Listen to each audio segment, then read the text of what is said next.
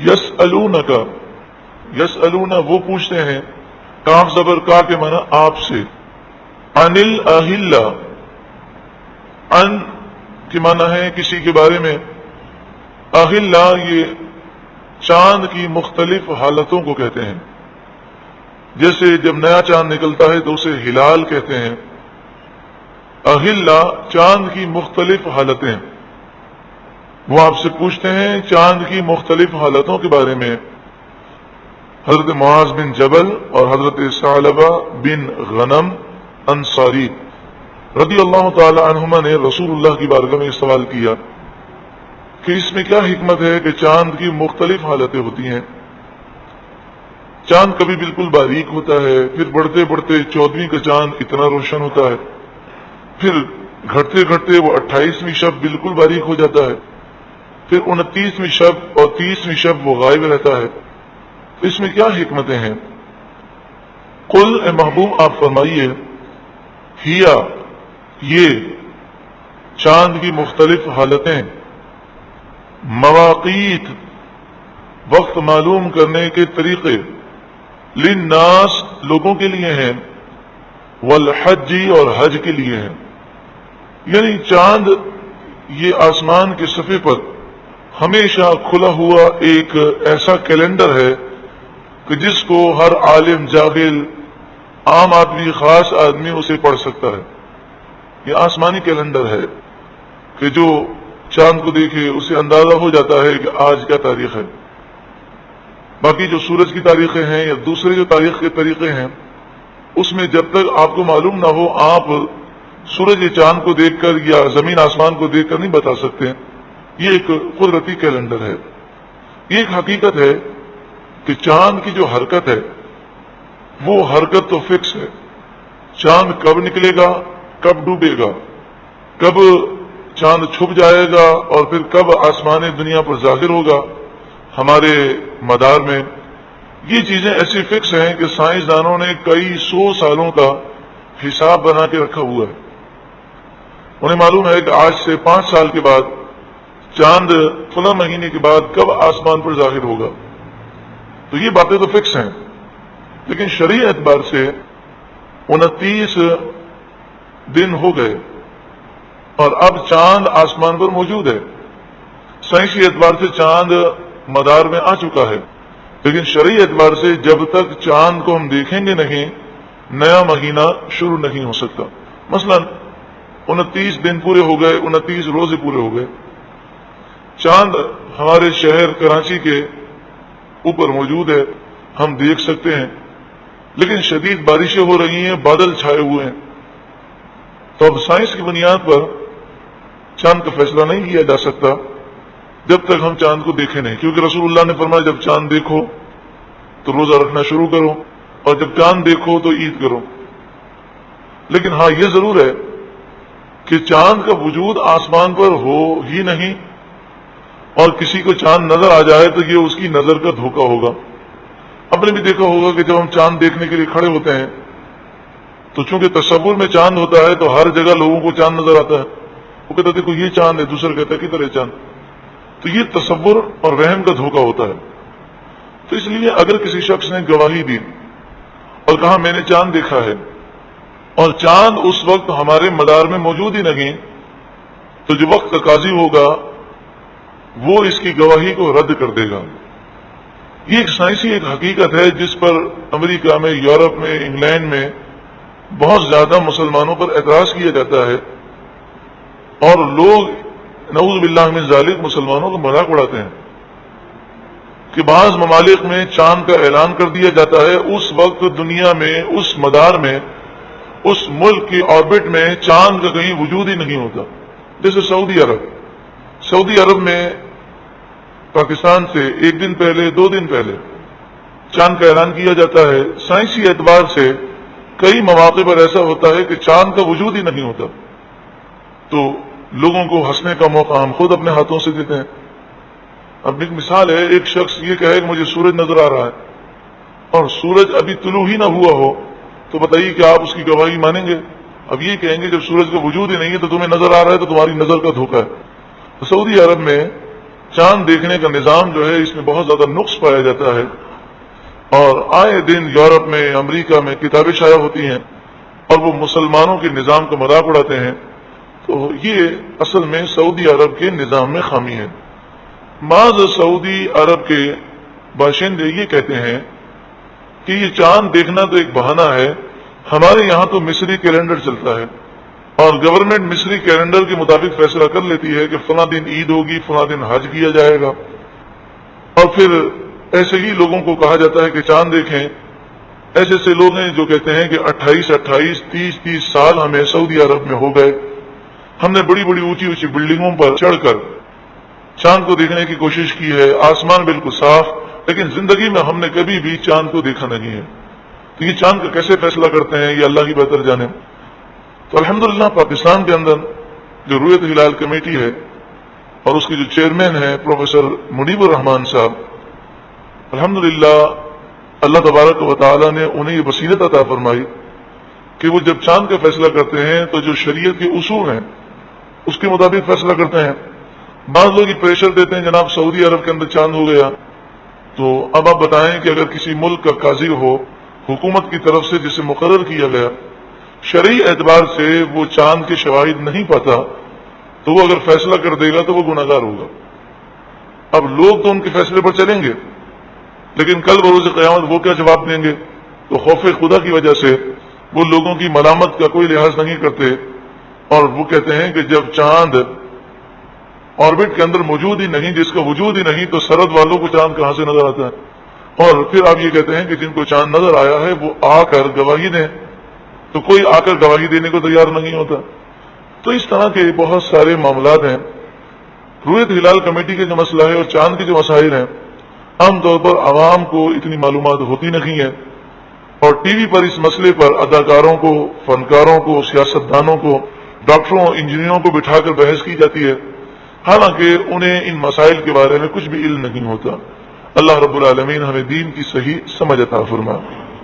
مواقیت للناس، یہ لوگوں کے لیے وقت معلوم کرنے کے ذریعے ہیں. روزے، عید، عورتوں کی عدتیں، دودھ پلانے کی مدت، دودھ چھڑانے کا وقت، اور بہت سارے شرعی مسائل ہیں کہ جن کی بنیاد جو ہے وہ چاند کی تاریخوں پر ہے. والحج، اور خصوصیت کے ساتھ حج کا ذکر کیا گیا کہ حج کا در و مدار جو ہے وہ چاند کی تاریخوں پر ہے. یہاں پر یہ ہم نے دیکھا ہے کہ سعودی عرب میں جو محتاط علماء ہیں وہ ان کے کہنے کے مطابق حج کے معاملات کو ادا کرنے میں احتیاط کرتے ہیں، روزوں میں احتیاط کرتے ہیں، وہ خود جا کر چاند دیکھتے ہیں. لیکن عوام کے لیے آسانی ہے. اگر حاکم وقت غلط اعلان کرے گا تو اس کا ذمہ دار وہ ہوگا. عوام جب حج کے لیے جاتی ہے تو وہ وہاں اسی تاریخوں میں حج کرتی ہے جس تاریخ کو وہ اعلان کرتے ہیں. ہمیں نہیں معلوم کہ انہوں نے صحیح اعلان کیا یا غلط اعلان کیا. اگر انہوں نے غلط اعلان کیا تو اس کے ذمہ دار وہ ہوں گے. اللہ رب العالمین حج کرنے والوں کے حج کو انشاءاللہ قبول فرمائے گا. وَلَيْسَ الْبِرُّ، اور نہیں کوئی نیکی، بِأَن تَأْتُوا الْبُيُوتَ مِن ظُهُورِهَا، کہ تم گھروں میں پیچھے سے داخل ہو. بیوت گھر کو کہتے ہیں، من ظہورها گھروں کے پیچھے سے. زمانے جاہلیت میں ایسا ہوتا تھا کہ جب لوگ حج کے لیے جاتے تھے تو جب گھر سے باہر نکل جاتے تھے احرام باندھ کر، تو اب دوبارہ وہ گھر میں آنے کو بہت معیوب سمجھتے تھے. اگر کسی ضرورت کی وجہ سے انہیں آنا ہوتا تو وہ پیچھے سے دیوار سے چھلانگ لگا کر یا دیوار میں سوراخ کر کے اس میں سے داخل ہوتے ہیں. اسی طرح جب وہ حج کر کے واپس آتے تو دروازے سے داخل ہونا یہ برا سمجھتے اور پیچھے سے وہ چھلانگ لگا کے داخل ہوتے اور اسے نیکی سمجھتے. تو فرمایا یہ جہالت ہے، اس کا نیکی سے کوئی تعلق نہیں ہے. تو کسی جہالت کو اور غلط کام کو نیکی سمجھنا یہ بہت بڑی نادانی ہے. وَلَكِنَّ الْبِرَّ، ہاں لیکن نیکی ہے، من اتقى، جو بچے، جو تقوی اختیار کرے. نیک وہ ہے جو رب کی فرمانبرداری کرے. فضول کاموں کو نیکی سمجھنا یہ تقوی کے خلاف ہے. وَأْتُوا الْبُيُوتَ مِنْ أَبْوَابِهَا، اور تم گھروں میں داخل ہو من ابواب، ابواب باب کی جمع ہے اور اس کے معنی ہے دروازے، من ابوابہا گھروں کے دروازوں سے، واتقوا اللہ اور تم اللہ سے ڈرو، لعلکم تفلحون تاکہ تم کامیاب ہو جاؤ۔ سن 6 ہجری ذی قعدہ کے مہینے میں نبی اکرم صلی اللہ علیہ وآلہ وسلم 1400 صحابہ کرام کو لے کر عمرے کا احرام باندھ کر مدینہ منورہ سے مکہ مکرمہ روانہ ہوئے۔ حدیبیہ کے مقام پر کافروں نے آپ کو روک دیا اور پھر معاہدہ ہوا جسے صلح حدیبیہ کہتے ہیں۔ صلح حدیبیہ میں یہ معاہدہ ہوا اور کافروں نے یہ ضد کی کہ اس سال ہم آپ کو عمرہ نہیں کرنے دیں گے، اگلے سال آپ آئیں، 3 دن کے لیے آپ کو اجازت ہوگی، آپ ذی قعدہ کے مہینے میں سن 7 ہجری میں آئیں، عمرہ کریں، ہم کچھ بھی نہیں کریں گے اور کچھ تکلیف نہیں پہنچائیں گے۔ اگلے سال 1400 صحابہ کرام رسول اللہ کی بارگاہ میں حاضر ہوئے اور پھر رسول اللہ صلی اللہ علیہ وآلہ وسلم سن 7 ہجری ذی قعدہ کے مہینے میں عمرے کے لیے مکہ مکرمہ تشریف لائے۔ یہ عمرہ قضا تھا، یعنی سن 6 ہجری میں جو آپ نے عمرہ کیا تھا اس عمرے کا احرام کھول دیا گیا عمرہ مکمل کرنے سے پہلے، تو لہذا آپ نے اگلے سال اس عمرے کی قضا فرمائی۔ اس موقع پر صحابہ کرام کے دل میں خیال آیا کہ 1 سال گزر گیا، کہیں ایسا تو نہیں کہ کافروں نے مکمل تیاری کی ہو اور جب ہم خانہ کعبہ کا طواف کر رہے ہوں تو یہ ہم پر حملہ کر دیں۔ ذی قعدہ کا مہینہ حرمت والا مہینہ، کہ حرمت والے 4 مہینے رجب، ذی قعدہ، ذی الحجہ، محرم، کہ جس میں اس وقت جہاد کرنا منع تھا۔ بعد میں حرمت والے مہینوں میں جہاد کرنے کی اجازت دے دی گئی، لیکن اس وقت اجازت نہ تھی، تو صحابہ پریشان ہوئے کہ ذی قعدہ کا مہینہ ہے، پھر ہم حالت احرام میں ہیں، اور تیسرا یہ کہ مکہ مکرمہ حرم کی سرزمین ہے، اور اگر ان کافروں نے ہمیں مارنا شروع کر دیا تو ہم کیا کریں گے؟ تو اس پر مسلمانوں کو اس بات کی اجازت دی گئی کہ اگر یہ تم سے لڑتے ہیں تو تم بھی ان سے لڑو اور اپنا دفاع کرو اور ان کا مقابلہ کرو۔ وقاتلوا اور تم جہاد کرو فی سبیل اللہ، اللہ کے راستے میں، الذین یقاتلونکم ان سے جہاد کرو جو تم سے لڑتے ہیں۔ کیونکہ یہ آیت کریمہ کا شان نزول تو یہی ہے، لیکن حکم عام ہے، جو کافر بھی تم سے لڑتا ہو، وہ تم سے لڑنے کی تیاری کر رہا ہو یا وہ تم سے لڑنے کا ارادہ رکھتا ہو تو تم اس سے جہاد کرو۔ ابتدائی اسلام میں یہ حکم تھا کہ صرف دفاعی جہاد ہو سکتا ہے، یعنی اگر کوئی حملہ کرے تو تم اس حملے کا دفاع کرو بس۔ بعد میں مسلمانوں کو کافروں پر حملہ کرنے کی اجازت دے دی گئی، اور ایک حقیقت ہے کہ تمام کے تمام کافر مسلمانوں کے دشمن ہیں۔ ہاں کسی مصلحت کی وجہ سے وہ حملہ نہ کریں تو یہ ان کی مصلحت ہے، جن کافروں سے ہم نے معاہدہ کیا ہے ان پر تو ہم حملہ نہیں کریں گے، لیکن جو کافر علی الاعلان ہمارے دشمن ہیں اور وہ ہمارے خلاف اسلحہ جمع کر رہے ہیں، تو جب جب ہمیں موقع ملے گا ہم حملہ کر کے ان کی قوتوں کو توڑ دیں گے۔ ہم انتظار نہیں کریں گے کہ وہ اچھی طرح ہمارے خلاف اسلحہ جمع کر لیں، فوج اچھی طرح سرحد پر جمع کر لیں اور ہم مذاکرات میں لگے رہیں، اور پھر جب وہ مکمل تیاری ہو جائے تو پھر وہ ہم پر حملہ کر دیں۔ اتنا ہم انتظار نہیں کریں گے۔ جیسے شمالی کوریا کا واقعہ اکثر ہم عرض کرتے ہیں، شمالی کوریا کے برابر میں جنوبی کوریا ہے تو یہ کافر ملک، لیکن جنوبی کوریا میں امریکہ نے اپنے فوجی بڑھانے شروع کیے اور وہ شمالی کوریا کو دھمکیاں دے رہا تھا۔ لوگ مذاکرات کی باتیں کر رہے تھے، شمالی کوریا نے یہ بیان دیا کہ امریکہ مذاکرات کا دھوکہ دے کر جنوبی کوریا میں فوج کو وہ جمع نہ کرے، ہم امریکہ کو تیاری کا موقع نہیں دیں گے۔ اب اگر ایک بھی جہاز فوجی جنوبی کوریا میں اترا تو امریکہ کی جنوبی کوریا میں جتنی فوج ہے ہم اسے ہلاک کر دیں گے۔ اب وہاں پر امریکہ کی صرف 10,000 فوج تھی اور وہ شمالی کوریا کی 10 لاکھ فوج کا مقابلہ نہیں کر سکتی تھی، تو امریکہ اب پریشان ہو گیا اور مذاکرات میں وہ مجبور ہوا۔ دوسری طرف معاملہ یہ تھا کہ امریکہ عراق میں حملہ کرنا چاہتا تھا، اور وہ کویت کے اندر بیٹھ کر اور سعودی عرب کی بارڈر پہ بیٹھ کر، سعودی عرب کا جو سمندر ہے وہاں پر وہ اسلحہ جمع کر رہا تھا۔ 3 مہینے تو مذاکرات ہوتے رہے اور وہ اسلحے پہ اسلحہ جمع کر رہا ہے۔ 3 مہینے کے اندر سارے ہوائی جہاز، سارے فوجی، ساری تیاری مکمل ہو گئی تو امریکہ نے پھر کسی کی بات نہ مانی اور عراق پر حملہ کر دی۔ تو عراقی گورنمنٹ نے جب یہ اندازہ لگا لیا تھا کہ امریکہ ضرور حملہ کرے گا اور یہ مذاکرات سے بات ختم نہیں ہوگی، اس کے ارادے یہ ہیں، تو اگر یہ اس وقت کہہ دیتے کہ جب امریکہ کی فوج بالکل معمولی تھی، تو یہ امریکہ کی طاقت نہیں ہے کہ وہ امریکہ سے بیٹھ کر وہ حملہ کرے، کیونکہ ملک میں داخل ہونے کے لیے لاکھوں فوج چاہیے جو ملک کی سرحد پر جمع ہو اور وہ ملک کو فتح کرتے ہوئے اندر داخل ہوں۔ نبی اکرم صلی اللہ علیہ وآلہ وسلم نے اور قرآن پاک نے ہمیں یہ درس دیا کہ اے مسلمانوں، جو کافر تم سے لڑتا ہو یا لڑنے کا ارادہ رکھتا ہو اور وہ اسلحہ جمع کر رہا ہو تو تم اس کی فوجی قوت کو تہس نہس کر دو، برباد کر دو، تاکہ یہ حملہ کرنے کی جرت ہی نہ کرے۔ اور جب تم اسے سبق سکھاؤ گے تو آئندہ کوئی دوسرا بھی حملہ کرنے کی کوشش نہیں کرے گا۔ مسلمانوں میں خلافت عثمانیہ کا نظام تھا۔ اصل تو یہ سلطنت عثمانیہ تھی، لیکن سلطنت عثمانیہ کا جو بادشاہ تھا اسے دنیا خلیفہ مانتی تھی۔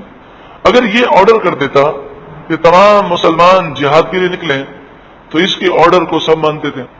جنگ عظیم کے بعد ترکی کے ٹکڑے کرنے کی کوشش کی گئی اور سلطنت عثمانیہ کو ختم کیا گیا۔ پوری دنیا میں سلطنت عثمانیہ کو ختم کر دیا گیا اور ترکی کے اندر بھی کمال اتاترک کو حکومت دے دی گئی۔ اب رہ گیا مکہ مکرمہ و مدینہ منورہ کی حکومت۔ تو ترکی کا جو خلیفہ تھا، جسے لوگ خلیفہ کہتے تھے، وہ مکہ مکرمہ و مدینہ منورہ چلے گئے، سارے تبرکات ان کے پاس وہاں تھے۔ تو انگریزوں نے خیال کیا کہ جب بھی حالات بہتر ہوئے اور انہوں نے دوبارہ خلافت کا اعلان کیا تو مسلمان ان کی خلافت پر متحد ہو جائیں گے اور پھر دوبارہ خلافت عثمانیہ کا دور شروع ہوگا۔ سوچے تو صحیح، اگر 61 اسلامی ممالک ایک فوج ہوتی ان کی اور ایک خلیفہ ہوتا تو کیا امریکہ کی یا کسی کی ضرورت ہے کہ وہ آنکھ اٹھا کر بھی دیکھ سکے کسی ملک کی طرف؟ تو انگریز بڑے پریشان ہوئے۔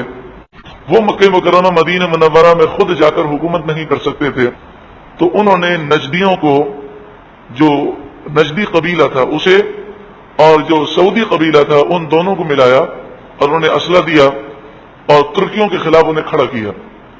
ترکیوں نے جب دیکھا کہ خون خرابہ ہوگا تو 1924 میں 26 میں آخرکار انہوں نے حکومت انہیں دے دی اور 90 سال کا ایگریمنٹ کیا کہ 90 سال کے بعد آپ حرمین شریفین کی خدمت دوبارہ ترکی کو واپس کریں گے اور آپ ان آثار کو نہیں مٹائیں گے۔ جو جنت البقیع میں، جنت المعلا میں مزارات بنے ہوئے تھے، یہ معاہدہ انہوں نے کیا کہ آپ ان مزارات کو مسمار نہیں کریں گے، آپ جو ہماری تعمیرات ہیں اس میں کوئی رد و بدل نہیں کریں گے۔ لیکن بعد میں اس معاہدے کی خلاف ورزی کی گئی اور اب 90 سال ہو چکے ہیں، لیکن جو عہد نہ کرے، رسول اللہ نے فرمایا کہ جو عہد کو پورا نہ کرے وہ مومن ہی نہیں۔ تو یہ آج بھی اس 90 سال کے باوجود بھی حرمین شریفین کی خدمت انہیں دینے کو تیار نہیں۔ یہ ترکی بڑے عاشق رسول ہیں اور انہوں نے ہر چیز کو ایسے انداز سے بنایا، آپ کو حیرت ہوگی۔ مسجد نبی شریف کا وہ اندرونی حصہ جو آج بھی ترکیوں کا بنایا ہوا ہے، اس میں پلر، عام طور پر پلر کس کے لیے ہوتا ہے؟ چھت کی مضبوطی کے لیے، لیکن ترکیوں نے جو پلر بنایا ہے اسے کسی نہ کسی واقعے سے نسبت ہے۔ رسول اللہ نے یہاں نماز ادا کی، یہاں تہجد پڑھی، یہاں حضرت علی پہرا دیتے تھے، تو انہوں نے اس اعتبار سے پلر بنایا اور پلر پر لکھا بھی ہے۔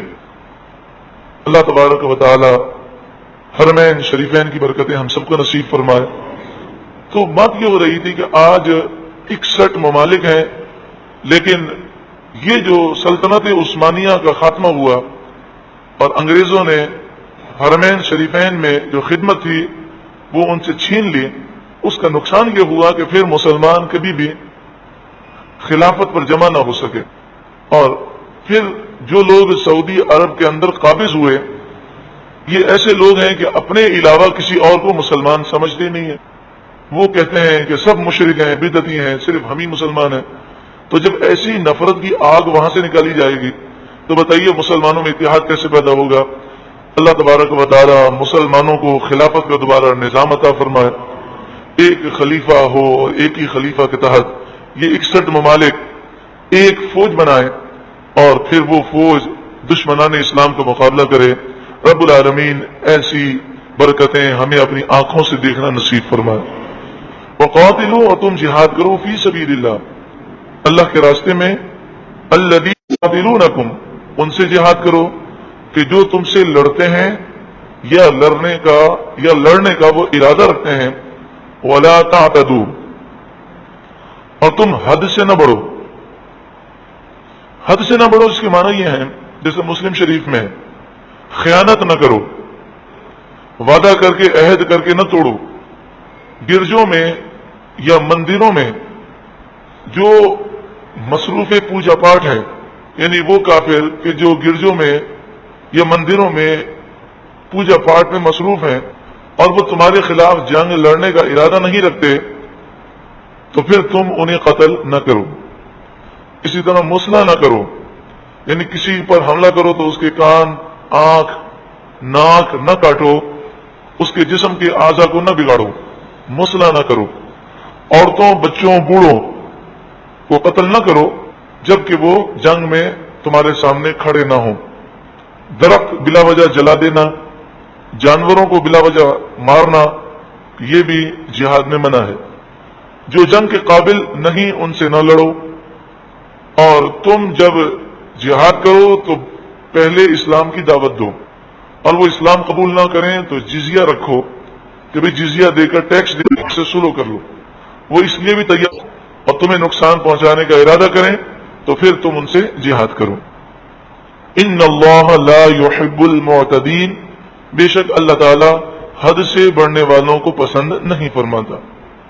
وَاقْتُلُوهُمْ، اور تم ان سے لڑو، حیث ثقفتموہم، جہاں کہیں تم انہیں پاؤ، میدان جنگ میں جہاں کہیں پاؤ، یا یہ جہاں کہیں بھی ہوں اور تمہیں نقصان پہنچانے اور تم پر حملہ کرنے کی پلاننگ کر رہے ہوں، تو تم بیٹھ کر انتظار نہ کرنا بلکہ ان کی قوتوں کو تم ختم کر دینا۔ وَأَخْرِجُوهُمْ، اور انہیں تم نکالو، من حیث اخرجوکم، وہاں سے جہاں سے انہوں نے تمہیں نکالا، یعنی مکہ مکرمہ سے انہیں نکال دو۔ تو فتح مکہ کے بعد یہی کیا گیا کہ فتح مکہ کے بعد جب 1 سال کے بعد سن 9 ہجری میں نبی اکرم صلی اللہ علیہ وآلہ وسلم نے صدیق اکبر رضی اللہ تعالیٰ عنہ کو حج کا امیر بنا کر بھیجا، اور پیچھے حضرت علی کو بھیجا گیا، اور پھر آپ نے یہ پیغام پڑھ کر سنایا کہ جتنے کافر یہاں پر رہتے ہیں وہ 4 مہینے تک سوچ لیں، اگر اسلام قبول کرنا ہے تو ٹھیک ہے، ورنہ وہ اس سرزمین کو چھوڑ دیں، اگر نہیں چھوڑیں گے تو انہیں قتل کر دیا جائے گا، کیونکہ مکہ مکرمہ میں یہ جو لوگ تھے یہ غدار تھے اور اسلامی ریاست کو ختم کرنا چاہتے تھے۔ وَالْفِتْنَةُ أَشَدُّ مِنَ الْقَتْلِ، کسی کے ذہن میں سوال پیدا ہو کہ جناب قتل تو بہت بری چیز ہے، لیکن بسا اوقات بڑے فائدے کے لیے چھوٹے معاملات تو ہو ہی جاتے ہیں۔ اگر کسی کے پاؤں سڑ جائے تو ڈاکٹر اس کا پاؤں آپریشن کر کے کاٹ دیتا ہے جان بچانے کے لیے، یہ سڑا ہوا پاؤں پورے جسم کو بیکار کر دے گا اور انسان جان سے چلا جائے گا، تو جان بچانے کے لیے وہ سڑے ہوئے پاؤں کو کاٹ دیتا ہے۔ تو اسی طرح یہ کافر جو اسلام کے دشمن ہے، یہ معاشرے میں سڑی ہوئی چیز ہے، یہ زہر ہے، اگر انہیں ختم نہ کیا گیا تو یہ پورے معاشرے میں فتنہ پھیلا دیں گے۔ والفتنة، اور فتنہ اشد من القتل، قتل سے زیادہ خطرناک چیز ہے، یعنی شرک کرنا اور مسلمانوں کو مکے سے روکنا یہ بہت بڑا گناہ ہے، لہذا ان چیزوں کو ختم کرنے کے لیے تم ان سے جہاد کرو، اور تمہارا قتل کرنا در حقیقت بہت بڑے فتنے سے لوگوں کو بچانا ہے۔ وَلَا تُقَاتِلُوهُمْ عِنْدَ الْمَسْجِدِ، اور مسجد حرام کے پاس تم ان سے جہاد نہ کرو، حَتَّى يُقَاتِلُوكُمْ فِيهِ، یہاں تک کہ وہ مسجد الحرام میں تم سے لڑیں، یعنی اے مسلمانوں اگر مسجد الحرام میں وہ تم سے لڑیں تو پھر تم انہیں مارنا، بلا وجہ تم مسجد الحرام میں جنگ نہ کرنا. فَإِنْ قَاتَلُوكُمْ پھر اگر وہ تم سے وہاں پر جنگ کریں فَقْتُلُوهُمْ تو تم انہیں قتل کر دو. كَذَلِكَ اسی طرح جزاء الکافرین کافروں کا بدلہ ہے، کافروں کو انجام ملنا ہے. فَإِنِ انْتَهَوْا پھر اگر وہ باز آ جائیں، توبہ کر لیں، مسلمان ہو جائیں، تو تم انہیں اپنا بھائی سمجھو. فَإِنَّ اللَّهَ غَفُورٌ رَحِيمٌ بس بے شک اللہ بخشنے والا مہربان ہے. کب تک تمہیں جہاد کرنا ہے؟ وَقَاتِلُوهُمْ اور تم ان سے جہاد کرو، حَتَّى لَا تَكُونَ فِتْنَةٌ یہاں تک کہ فتنہ نہ رہے.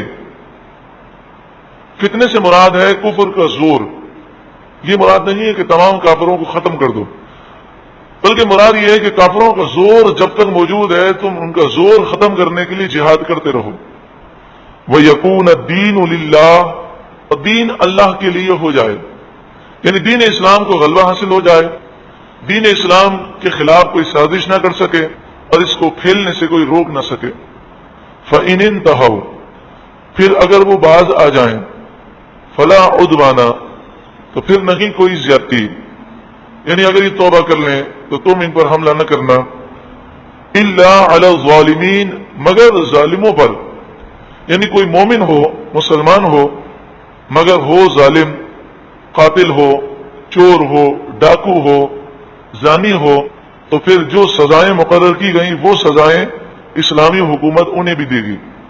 جیسے چور کا ہاتھ کاٹ دیا جائے گا، ڈاکو کو قتل کر کے سولی پر چڑھایا جائے گا، زانی ہوگا اور وہ غیر شادی شدہ ہے تو 100 کوڑے مارے جائیں گے، شادی شدہ ہے تو اسے پتھر مار مار کر ہلاک کر دیا جائے گا. جو قاتل ہے اور مقتول کے ورثہ مطالبہ کریں تو مقتول کی وجہ سے قاتل کو قتل کر دیا جائے گا. فلا عدوانہ سے کیا مراد ہے کہ اگر یہ ایمان لے آتے ہیں تو اب تم ان پر کوئی زیادتی نہ کرنا. اور الا علی الظالمین سے مراد یہ ہے کہ اگر مسلمان ہونے کے بعد بھی کوئی اگر ظلم کرے، یعنی قتل کرے، ڈاکہ ڈالے، چوری کرے، تو جو اس کی سزا ہے وہ اسے دی جائے گی. الشہر الحرام حرمت والے مہینے، بالشہر الحرام حرمت والے مہینوں کے بدلے ہیں. والحرمات قصاص اور حرمتوں کا آپس میں بدلہ ہے، یعنی ادب کے بدلے ادب ہے. مراد یہ ہے کہ مسلمانوں اگر یہ کافر حرمت والے مہینوں کا احترام نہ کریں، مسجد و حرام کا احترام نہ کریں اور تم پر حملہ کر دیں تو تم انہیں جواب ضرور دینا اور اپنی جان کا دفاع ضرور کرنا. سن 6 ہجری میں انہوں نے احرام کی حالت میں مسلمانوں کو عمرہ کرنے سے روکا، تو یہ انہوں نے بے ادبی کی، حرمت والے مہینے کی بھی اور حرم شریف کی بھی. اب تم سن 7 ہجری میں عمرہ کرنے کے لیے آئے ہو، تو اگر یہ تمہیں اب روکیں یا اب یہ حملہ کریں تم پر تو تم انہیں جواب دینا. فمن اعتدى علیکم پس جو اعتدا زیادتی کرے علیکم تم پر، فاعتدوا علیہ تو تم اس پر زیادتی کرو، یعنی بدلہ لو. بمثل ما اعتدى علیکم اس کی مثل جو اس نے تم پر زیادتی کی، یعنی جیسا اس نے ظلم کیا اتنا تم بدلہ لے سکتے ہو. واتقوا اللہ اور اللہ سے ڈرو. واعلموا اور خوب جان لو ان اللہ مع المتقین بے شک اللہ متقیوں کے ساتھ ہے. یعنی تقوی اختیار کرو اور وعدے کی پاسداری کرو. پھر تمہیں یہ خیال پیدا ہو کہ کہیں پیچھے سے کافر حملہ نہ کر دیں تو تم اپنے وعدے کو نہ توڑو، تم تقوی اختیار کرو. اگر وہ حملہ کریں گے تو تم متقی ہو، اللہ تمہاری مدد فرمائے گا. وَأَنفِقُوا فِي سَبِيلِ اللَّهِ اور تم اللہ کی راہ میں خرچ کرو، اسلامی مملکت کو مضبوط کرو، مسلمانوں کو مضبوط کرو، جہاد کی تیاری کرو، جہاد کے لیے پیسہ خرچ کرو، اسلامی ملک کے لیے اسلحہ جمع کرو. اسلامی ملک کی فوج مضبوط ہونی چاہیے، اس کا نظام ایسا مضبوط ہو کہ کوئی کافر مسلمانوں پر حملہ کرنے کی جرت ہی نہ کرے، چاہے پیٹ پر پتھر باندھنا پڑے.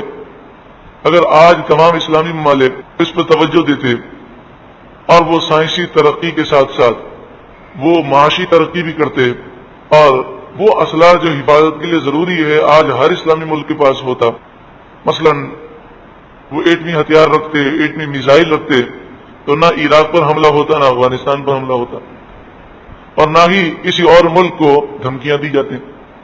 وَأَنفِقُوا فِي سَبِيلِ اللَّهِ، تم اللہ کی راہ میں مال خرچ کرو، اور اگر تم نے ایسی تیاری نہ کی اور اپنے ملک کی حفاظت کے لیے، اسلامی قوم کی حفاظت کے لیے، مسلمانوں کی حفاظت کے لیے مال خرچ نہ کیا تو کافر تم پر حملہ کر دیں گے اور تم ہلاک ہو جاؤ گے، تو تم اپنے ہاتھوں ہلاکت میں نہ پڑو۔ وَلَا تُلْقُوا بِأَيْدِيكُمْ إِلَى التَّهْلُكَةِ، اور تم اپنے ہاتھوں ہلاکت میں نہ پڑو۔ بعض لوگوں نے اس آیت کریمہ کے مفہوم کو سمجھا نہیں، اور حقیقت یہ ہے کہ رسول اللہ کے فیض کے بغیر قرآن سمجھ میں نہیں آتا، اور صحابہ کرام علیہم رضوان نے رسول اللہ سے فیض لیا، تو بعد والوں کو صحابہ کرام کے فیض کے بغیر قرآن سمجھ میں نہیں آتا۔ جیسا کہ ترمذی شریف میں ہے، حضرت اسلم ابو عمران سے روایت ہے، آپ فرماتے ہیں کہ ہم لشکر لے کر روانہ ہوئے روم پر حملہ کرنے کے لیے، قسطنطنیہ پر حملہ کرنے کے لیے، تو رومیوں کے ایک بہت بڑے لشکر نے ہم پر حملہ کر دیا۔ مسلمانوں کی فوج نے جواب دیا، انہوں نے بھی جوابی حملہ کیا۔ ایک مسلمان سپاہی وہ ہتھیار لے کر، وہ تلوار لے کر جہاد کے لیے آگے بڑھا، اور وہ بہت بڑے لشکر کے اندر گھس گیا، اور اس اکیلے نے اتنے بڑے لشکر پر حملہ کر دیا۔ تو بعض لوگ چلا کر کہنے لگے اس نے اپنے آپ کو ہلاک کیا، اور وہ یہ آیت پڑھنے لگے وَلَا تُلْقُوا بِأَيْدِيكُمْ إِلَى التَّهْلُكَةِ، کہ تم اپنے ہاتھوں ہلاکت میں نہ پڑو۔ تو وہ کہنے لگے کہ انہوں نے اپنے ہاتھوں ہلاکت میں اپنے آپ کو ڈالا ہے۔ حضرت ابو ایوب انصاری رضی اللہ تعالیٰ عنہ صحابی رسول موجود تھے، آپ نے فرمایا تم اس آیت کا مطلب سمجھے نہیں ہو، تم نے غلط مطلب سمجھا ہے۔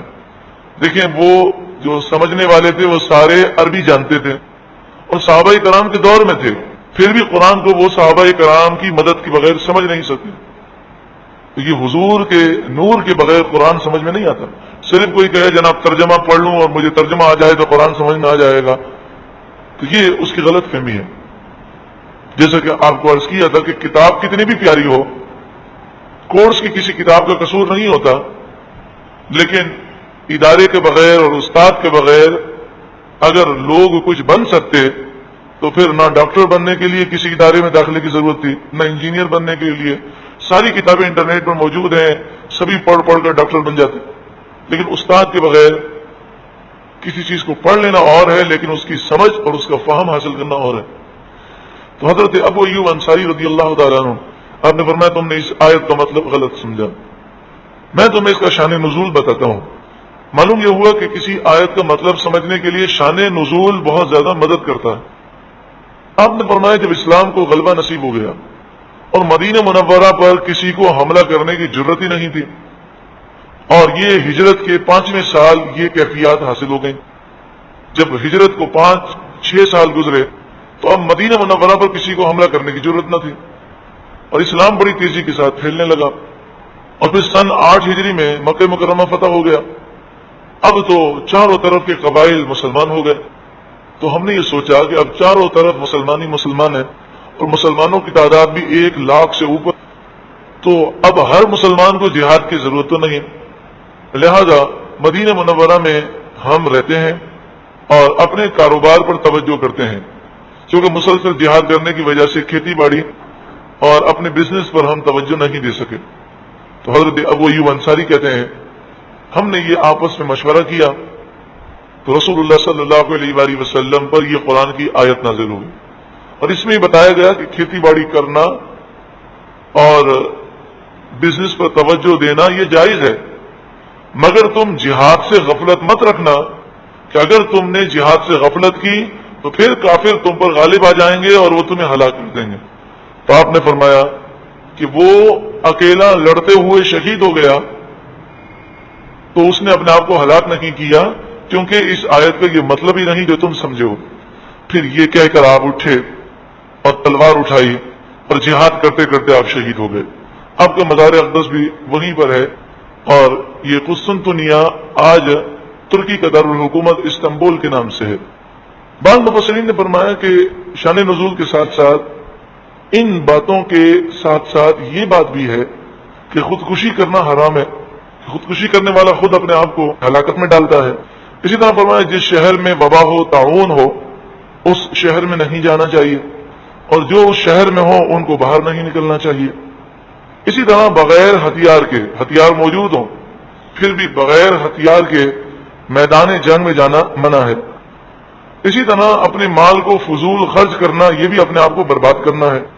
ارشاد فرمایا وَأَحْسِنُوا، اور نیکی کرو، ان اللہ یحب المحسنین، بے شک اللہ تعالیٰ نیکی کرنے والوں کو پسند کرتا ہے. احسنو کا ایک ترجمہ ہوتا ہے احسان کرو، لیکن یہاں ترجمہ ہے نیکی کرو. زمانے جاہلیت میں لوگوں نے حج اور عمرے کو ایک تجارتی بزنس ٹور بنایا ہوا تھا. تجارتی منڈی لگتی تھی، میلہ لگتا تھا، اور انہوں نے حج اور عمرے کو سیر و تفریح کا ذریعہ بنایا ہوا تھا، انجوائے کا ذریعہ. الحمدللہ مسلمان حج اور عمرے کے لیے بکثرت جاتے ہیں، لیکن بعض ایسے بھی نادان ہیں کہ وہ کہتے ہیں کہ چلو گھومنے کے لیے مکہ مکرمہ مدینہ منورہ سیر و تفریح کے لیے چلے جاتے ہیں. تو جون جولائی کی چھٹیوں میں وہ لے کر بچوں کو عمرے کے لیے جاتے ہیں، لیکن ان کا انداز ایسا ہوتا ہے گویا کہ وہ عمرہ کرنے نہیں آئے بلکہ سیر و تفریح کے لیے آئے. تو یہ انداز ہرگز منع ہے.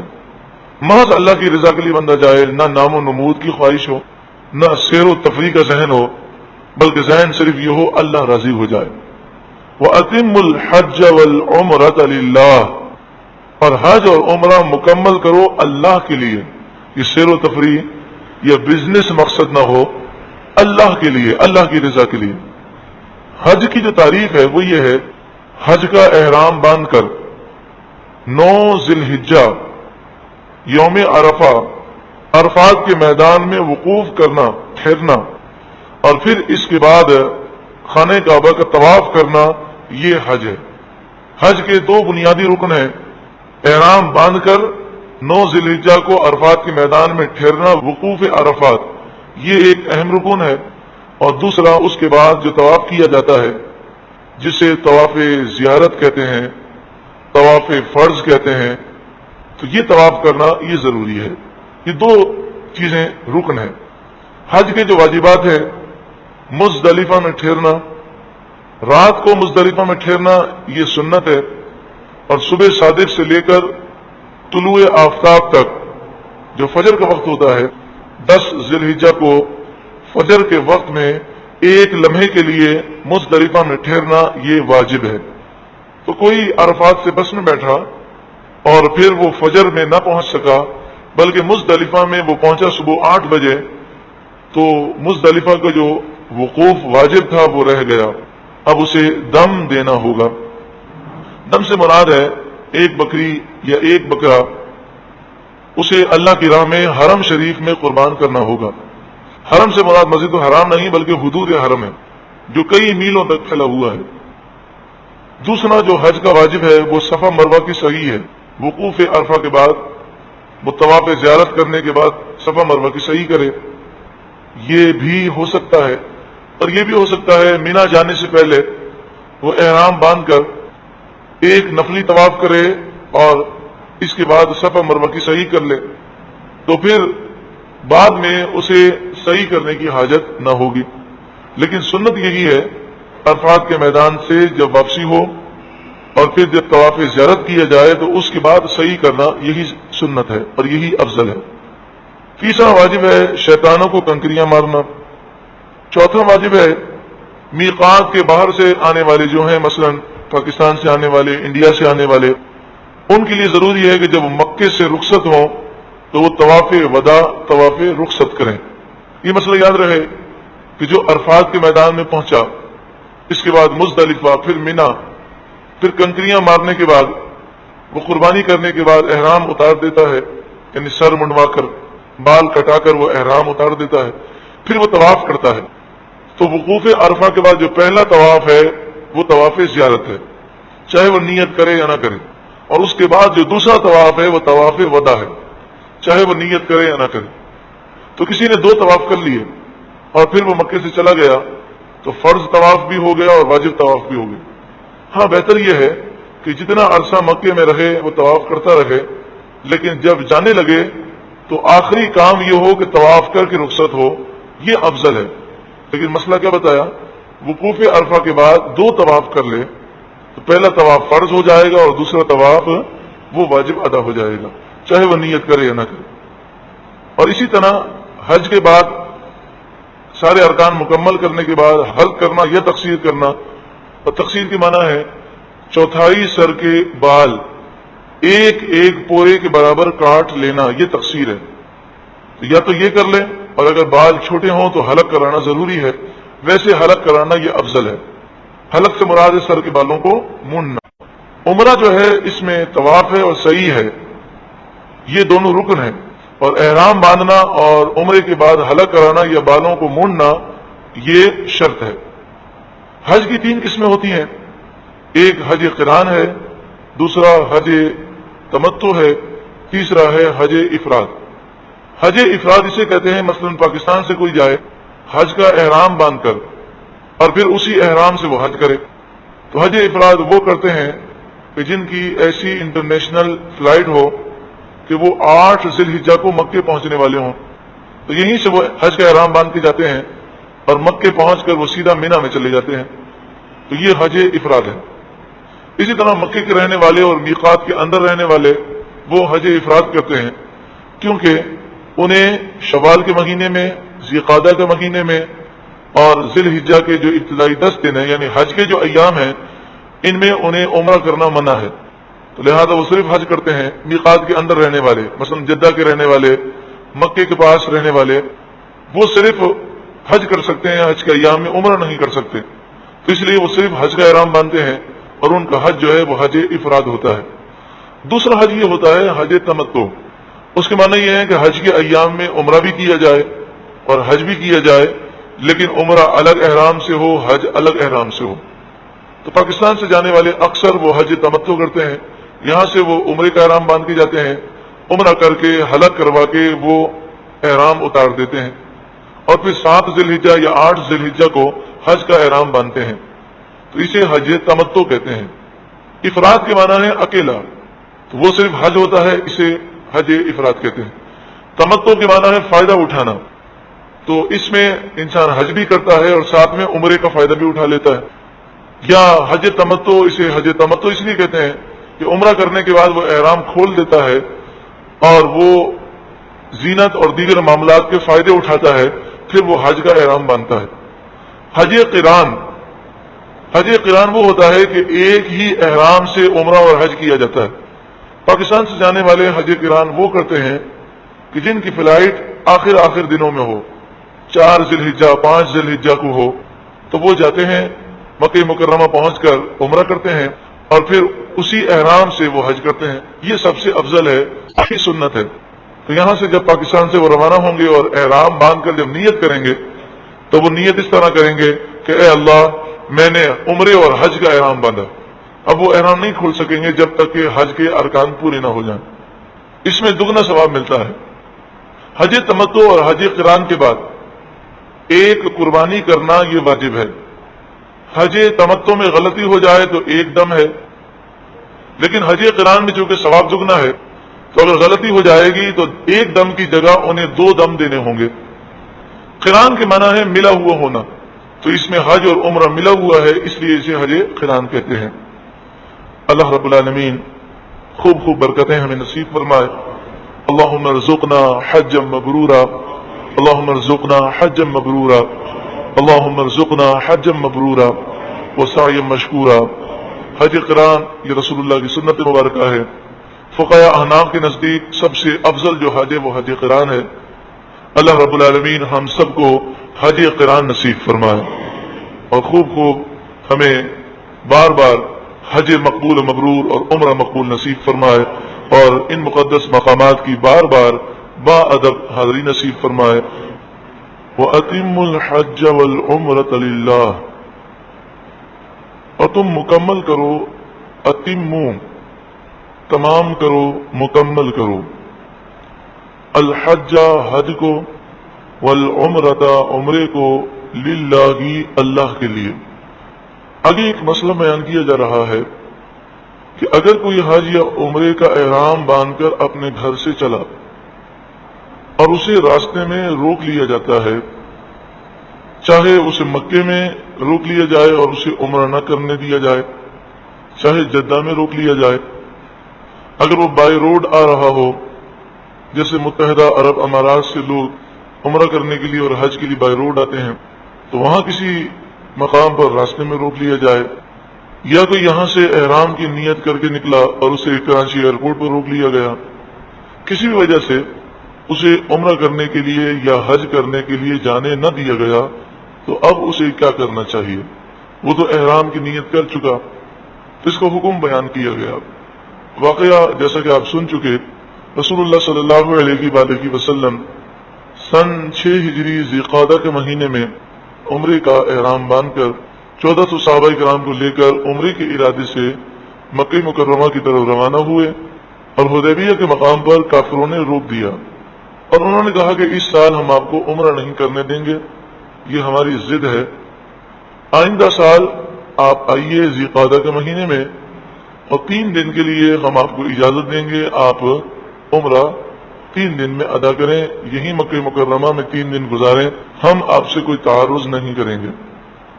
اللہ صلی اللہ علیہ وآلہ وسلم نے تمام صحابہ کرام علیہم رضوان کو حکم دیا کہ جو قربانیاں لے کر ہم چلے ہیں وہ قربانیاں حرم میں بھجوا دی جائیں۔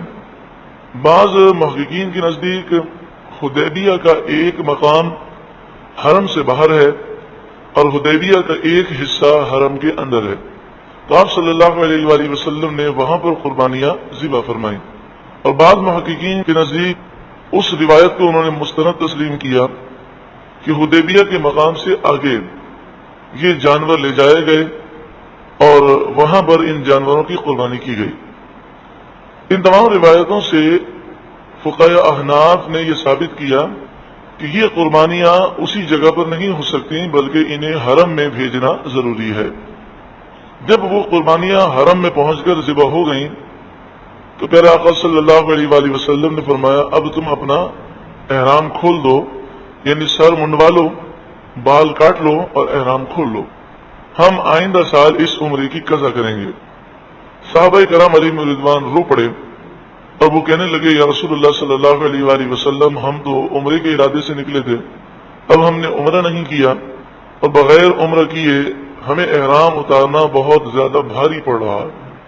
رسول اللہ صلی اللہ علیہ وآلہ وسلم نے جب یہ دیکھا کہ صحابہ کرام علیہم رضوان بڑے غمگین ہیں اور وہ احرام کھولنے کے لیے تیار، یعنی رسول اللہ صلی اللہ علیہ وآلہ وسلم کے حکم پر تو تیار ہیں لیکن غم کی ایسی کیفیات ہیں کہ ان کی ہمتیں نہیں ہو رہی، تو نبی اکرم صلی اللہ علیہ وآلہ وسلم کے چہرے انور پر جو پریشانی کے آثار تھے وہ دیکھ کر ام المومنین حضرت ام سلمہ رضی اللہ تعالی عنہا نے پوچھا کہ معاملہ کیا ہے، تو آپ صلی اللہ علیہ وآلہ وسلم نے انہیں یہ معاملہ بتایا، تو ام سلمہ رضی اللہ تعالی عنہا نے اس طرح عرض کی کہ یا رسول اللہ صلی اللہ علیہ وآلہ وسلم خیمے کے اندر حلق نہ فرمائیں بلکہ تمام صحابہ کرام کے سامنے آپ اپنے بالوں کا حلق فرمائیں اور آپ تمام صحابہ کرام کے سامنے عمرے سے فارغ ہو جائیں، آپ احرام کھول دیں۔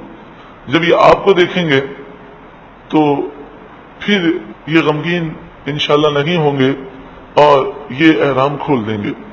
رسول اللہ صلی اللہ علیہ وآلہ وسلم بہت خوش ہوئے اور آپ صلی اللہ علیہ وآلہ وسلم نے صحابہ کرام کے سامنے اپنے بال مبارک منڈوائے، حلق فرمایا۔ جب صحابہ کرام نے رسول اللہ کو یہ کرتے ہوئے دیکھا تو فوراً وہ بھی اپنے بالوں کو منڈوانے لگے۔ اس طرح حدیبیہ کے مقام پر یہ معاملہ تو ہو گیا، لیکن قیامت تک آنے والے مسلمانوں کے لیے قرآن نے رہنمائی فرمائی اور فرمایا فَإِن پھر اگر احصرتم تمہیں روک دیا جائے، آپ نے سنا ہوگا محاصرہ، محصور، اگر کسی جگہ پر مسلمان محصور ہوں اور چاروں طرف سے انہیں گھیر لیا جائے تو انہیں محصور کہتے ہیں، چاروں طرف سے محاصرہ کر لیا جائے تو محاصرہ کہتے ہیں۔ احصرتم تمہیں روک دیا جائے، تم محصور ہو جاؤ، یعنی تم عمرے کے یا حج کے احرام کو باندھ کر نکلے، اب تمہیں عمرہ کرنے سے یا حج کرنے سے روک دیا جائے۔ فَمَسْتَيْسَرَ مِنَ الْهَدْيِ تو جو میسر ہو قربانی، جو میسر ہو، جس کی طاقت ہو قربانی کی وہ قربانی تم حرم شریف بھیج دو. مثلا اس زمانے میں لوگ عمرے کے لیے یا حج کے لیے روانہ ہوتے تو وہ ہدیون یعنی قربانی کو ساتھ لے کر چلتے تھے، اور اس زمانے میں لوگ قربانی کے جانور سے کوئی تعارض نہیں کرتے تھے. تو اگر کسی نے تمہیں روک دیا تو تم رک جاؤ اور یہ قربانیاں حرم میں بھیج دو، اور جب یہ حرم میں پہنچ کر ذبح ہو جائیں تو پھر تم احرام سے فارغ ہو. اونٹ ہو، گائے ہو، بکری ہو، جو بھی جانور ساتھ ہے اسے حرم میں بھیج دیا جائے. لیکن اگر کوئی شخص جانور ساتھ لے کر آیا نہ ہو یا جانور ساتھ لے کر وہ پیدل چلا ہو حج کے لیے عمرے کے لیے اور راستے میں روک دیا جائے اور جانور بھی روک دیے جائیں تو وہ کیا کرے؟ یا ہمارے اس دور میں ہم تو یہاں سے فلائٹ سے جاتے ہیں تو جانور ساتھ لے جانے کا تو سوال ہی پیدا نہیں ہوتا، اور کسی کو جدہ ایئرپورٹ پر کسی شک کی بنا پر یا کاغذات میں کوئی خرابی کی بنا پر روک دیا گیا اور اسے وہاں سے واپس کیا گیا تو وہ کیا کرے؟ تو اس کا طریقہ یہ ہے کہ وہ قربانی کی قیمت بھیج دے. اور آج کے زمانے میں تو یہ کوئی مشکل کام نہیں ہے، بہت آسان ہے کہ یہاں سے رقم بھیج دی جائے اور وہاں کوئی بھی نمائندہ، مثلا مختلف اس وقت کاروان ہیں اور مختلف کاروانوں کے نمائندے اکثر وہ مکے میں ہوتے ہیں، تو یہاں کسی کاروان کو پیسے دے دیے اور اس نے یہ پیسے وہاں بھجوا دیے یا وہاں کہہ دیا اور حرم میں ایک بکرا اس کی طرف سے ذبح کر دیا گیا، اسے اطلاع دے دی گئی، تو پھر اس کے بعد وہ اپنے سروں کو منڈوا دے اور احرام سے فارغ ہو جائے. وَلَا تَحْلِقُوا رُؤُوسَكُمْ، اور تم اپنے سروں کو نہ منڈواؤ، تم اپنے سروں کو نہ منڈواؤ.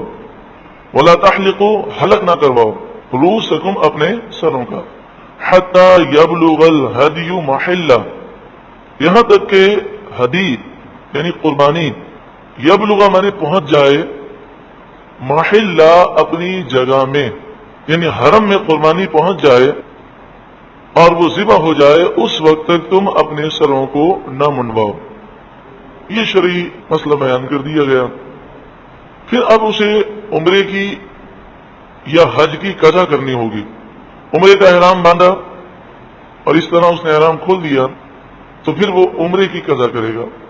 حج کا احرام باندھا اور اس طرح کھول دیا تو ایک حج اور ایک عمرے کی وہ قضا کرے گا. اور حج قران کا احرام باندھا اور اس طرح کھولنا پڑا تو ایک حج اور دو عمرے کی وہ قضا کرے گا، یعنی دو عمرے قضا کی نیت سے ادا کرے گا اور ایک حج. پھر سماعت کریں، عمرے کا احرام باندھا اور کھول دیا تو اسے صرف عمرہ قضا کرنا ہوگا. حج کا احرام باندھا اور اس طرح کھول دیا تو حج کی بھی قضا کرنی ہے اور ایک عمرے کی قضا کرنی ہے. اور حج قران یعنی ایک ایسا احرام باندھا کہ جس میں اس نے نیت کی ہے کہ میں اسی احرام سے عمرہ بھی کروں گا اور حج بھی کروں گا، اور وہ احرام کھولنا پڑ گیا اس طریقے کے مطابق، تو اب اسے ایک حج کی قضا کرنی ہے اور دو عمرے قضا ادا کرنے ہیں. فمن کان منکم مریضا، اب سوال یہ ہے کہ قربانی یہاں سے حرم پہنچے یا ہم یہاں سے رقم پہنچائیں اور قربانی ذبح ہو، اس میں 2 دن 3 دن اگر لگ سکتے ہیں یا زیادہ عرصہ لگ سکتا ہے. اور حکم تو یہ ہے کہ وہ اس وقت تک اپنے سر کے بال نہیں کٹوا سکتا اور احرام سے فارغ نہیں ہو سکتا جب تک کہ قربانی اپنی جگہ پر پہنچ نہ جائے، یعنی وہاں پہنچ کر وہ ذبح نہ ہو جائے. تو اب وہ کیا کرے؟ اگر اس کے سر میں تکلیف ہو یا وہ ایسا بیمار ہو کہ اس کے لیے بال کٹانا ضروری ہو، اسے احرام سے فارغ ہونا ضروری ہو. فمن کان منکم مریضا، تو جو کوئی تم میں سے بیمار ہو، مریض ہو، او بہ اذی من رأسہ، یا اس کے سر میں درد ہو، اذن اذیت ہو، مثلا سر کے بال ہیں اس میں جوئیں بہت زیادہ ہیں اور وہ جوئیں بار بار اس کے بدن پر گر رہی ہیں، یا اس طرح کی اور کوئی تکلیف ہو، تو وہ یہ کرے کہ اپنے سر کے بال منڈوا دے اور پھر اس کا وہ فدیہ ادا کر دے. ففدیۃ من صیام، تو اس کا فدیہ ہے روزے رکھنا. یہاں مراد ہے 3 روزے رکھ لے. او صدقۃ، یا صدقہ دینا. یہاں مراد ہے 6 غریبوں کو صدقہ فطر کی رقم دے، یعنی مثلا 90 روپے صدقہ فطر کے ہوتے ہیں تو 90 روپے 6 ایسے غریبوں کو دے کہ جو زکوٰۃ کے مستحق ہوں. او نسکن، یا ایک قربانی کرے، ایک دم ادا کرے، اور یہ بھی حرم شریف میں اس کی قربانی ہوگی.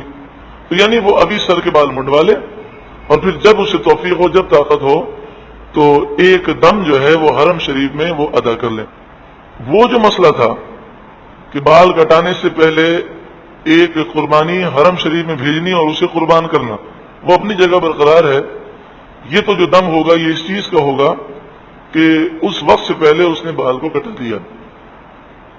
مفسرین و محدثین و فقہاء نے یہ بات لکھی کہ جس مسئلے میں دم ہے، جس مسئلے میں شریعت نے دم بیان کیا یعنی قربانی کرنا ہے، اور کسی عذر کی وجہ سے اور عذر صحیح کی وجہ سے اگر وہ مسئلہ پایا جائے تو پھر اس صورت میں یہ تینوں اختیارات اسے ہوں گے۔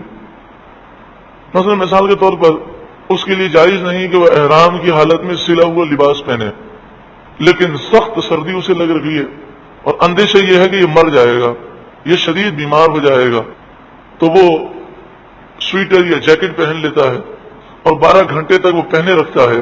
شدید اسے بخار ہے جس کی وجہ سے وہ اتارتا ہے تو اس پر بہت زیادہ کپ کپی طاری ہوتی ہے، تو وہ جان بچانے کے لیے سویٹر یا جیکٹ یا اس طرح کی چیز پہن لے گا۔ تو یہ اس کا جو معاملہ ہے یہ عذر کی وجہ سے ہے۔ یوں اگر احرام کی حالت میں سلا ہوا لباس 12 گھنٹے تک پہن لے مسلسل تو اس پر دم لازم ہو جاتا ہے، لیکن یہاں چونکہ مجبوری میں اس نے ایسا کیا تو اس صورت میں اس کی مرضی ہے یا تو دم دے دے یا 6 مسکینوں کو صدقہ فطر کی رقم دے دے یا 3 روزے بعد میں رکھ لے۔ فَإِذَا أَمِنْتُمْ، پھر جب تم امن سے ہو، یعنی جب تمہارا محاصرہ نہ کیا جائے اور تم اطمینان سے مکہ مکرمہ حاضر ہو سکو اور عمرہ ادا کر سکو، حج ادا کر سکو۔ فَمَن تَمَتَّعَ بِالْعُمْرَةِ إِلَى الْحَجِّ، تو جو کوئی حج تمتع کرے، عمرے کے ساتھ حج کی طرف فائدہ اٹھائے، تمتع مانے فائدہ اٹھانا، یعنی حج بھی کر رہا ہے اور حج کے ساتھ وہ عمرے کا فائدہ اٹھا رہا ہے، یا عمرہ کرنے جانا تھا وہیں پر رک گیا اور اس نے حج کے ایام میں حج کر کے واپس آیا، تو حج اور عمرے دونوں ایک ساتھ کر رہا ہے، حج تمتع۔ فَمَسْتَيْسَرَ مِنَ الْهَدْيِ، تو جیسی قربانی میسر ہو وہ قربانی کرے، یعنی ایک بکرا کر لے حج تمتع کرنے والا، یا ایک بکری کر لے، ایک دمبا کر لے، ایک بھیڑ کر لے، ایک مینڈا کر لے، یا گائے اونٹ میں 7واں حصہ ملا لے۔ حج تمتع کے معنی آپ سمجھ گئے، تمتع کے معنی کیا ہے؟ فائدہ اٹھانا۔ تو اس کے 2 معنی بیان کیے گئے، ایک معنی تو یہ ہے کہ ایک شخص حج کے لیے جاتا ہے تو ساتھ میں وہ عمرے کا فائدہ اٹھا لیتا ہے، دوسرے معنی یہ ہے کہ وہ عمرہ کر کے جب فارغ ہو جاتا ہے تو احرام کھول دیتا ہے اور فائدہ اٹھاتا ہے اور پھر حج کا احرام باندھ دیتا ہے۔ یہاں پر حج تمتع کا ذکر کیوں کیا گیا؟ اس کی وجہ یہ تھی کہ زمانے جاہلیت میں کافروں نے اپنی آمدنی بڑھانے کے لیے لوگوں میں یہ غلط فہمی عام کی تھی کہ ایام حج میں، حج کے مہینوں میں عمرہ نہیں ہو سکتا، تاکہ لوگ عمرے کے لیے الگ آئیں۔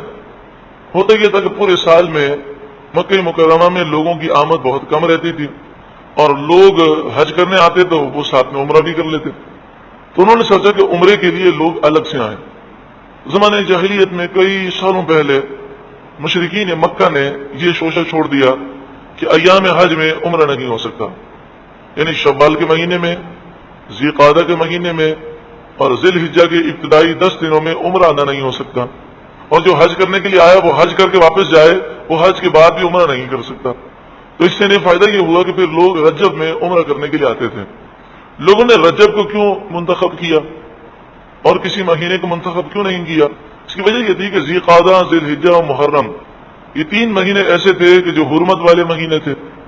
ان 3 مہینوں میں تو انہیں عمرہ کرنے نہیں دیا جاتا تھا، کیونکہ وہ کہتے تھے کہ حج کے بعد بھی جب تک آپ اپنے گھر نہ پہنچ جائیں آپ عمرہ نہیں کر سکتے، اور اس وقت جو سفر ہوتا تھا وہ مہینے، 6 مہینے، 1 سال کا ہوتا تھا، تو اس لیے 3 مہینوں میں تو وہ عمرہ نہیں کر سکتے تھے۔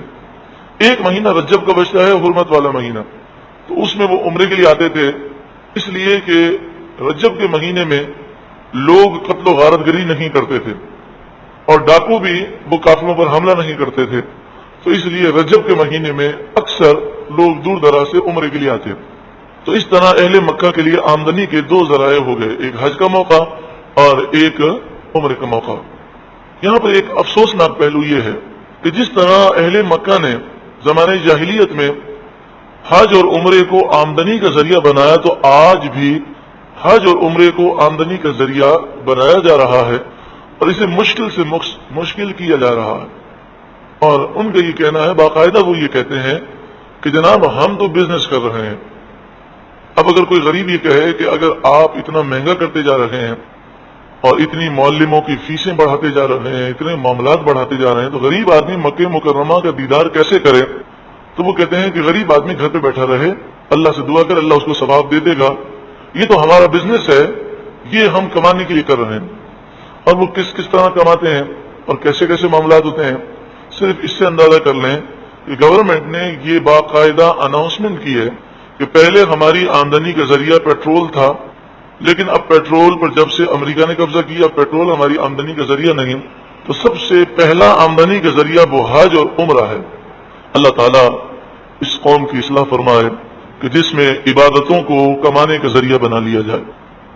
فرمایا کہ یہ دو باتیں تھیں کہ لوگ حج کے لیے الگ ایام میں آتے، مخصوص ایام میں، اور عمرے کے لیے ان سے کہا جاتا سال میں کسی اور مہینے آؤ، تو وہ اکثر جو ہے رجب میں آتے۔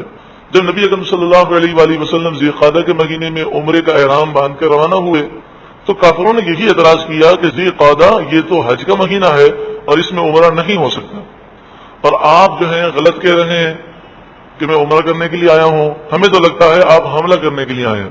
تو انہیں یہی سمجھایا گا کہ یہ زمانے جاہلیت سے مسئلہ غلط مشہور کیا گیا، ایسا کوئی مسئلہ نہیں۔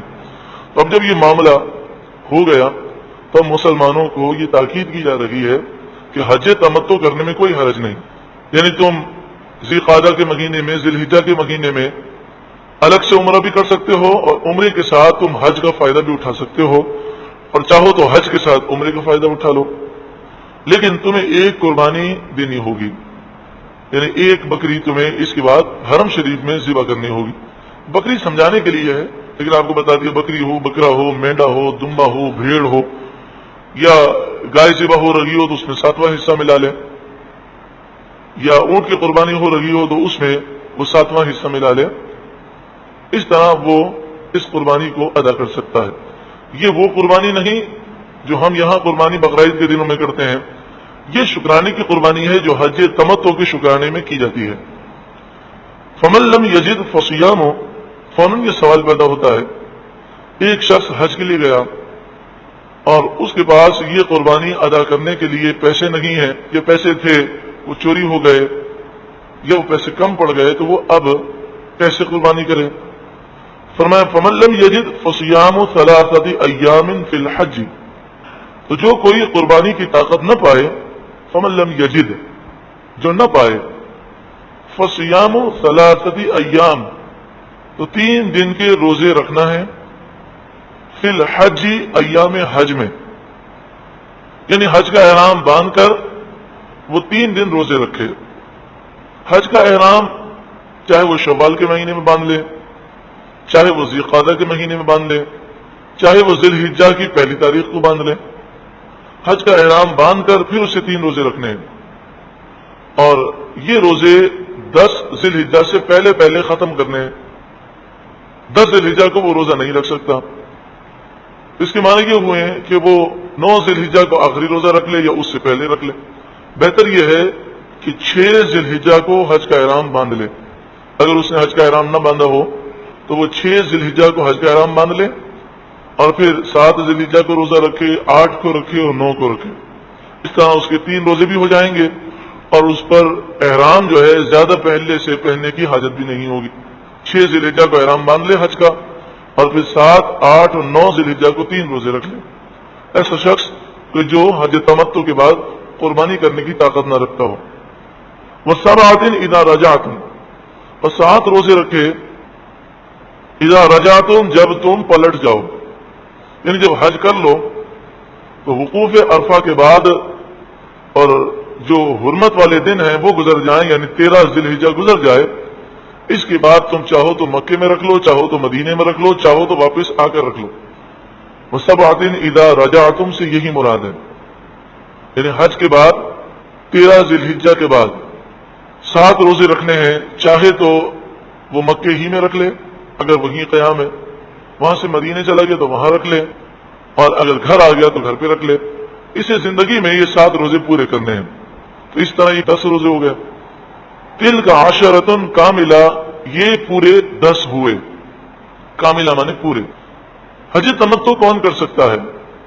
یہ ایک بات ہے کہ جو میقات کے اندر رہنے والے ہیں، جیسے ہم یہاں سے جاتے ہیں تو جدہ سے تقریباً آدھے گھنٹے پہلے پلین میں اعلان ہوتا ہے کہ اب ہم میقات سے گزرنے والے ہیں، تو یلملم جو ہماری میقات ہے وہ جدہ سے پہلے آتی ہے، اس کا مطلب یہ ہوا کہ جدہ جو ہے وہ میقات کے اندر ہے۔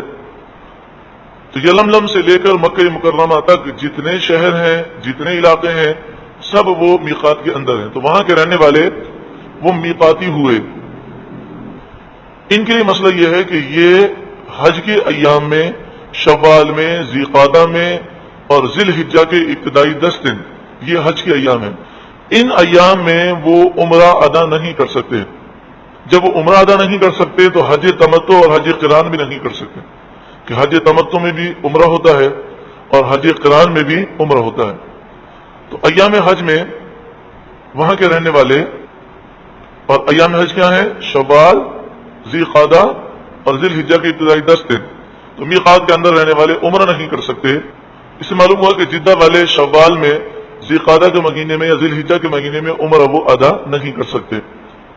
تو جب وہ عمرہ ادا نہیں کر سکتے تو حج تمتع اور حج قران بھی منع ہے ان ایام میں، کہ حج تمتع نام ہی اس چیز کا ہے کہ ایام حج میں عمرہ بھی ہو اور حج بھی ہو، اور حج قران بھی اس چیز کا نام ہے کہ ایام حج میں عمرہ بھی ہو اور حج بھی ہو، تو یہ دونوں چیزیں منع ہیں۔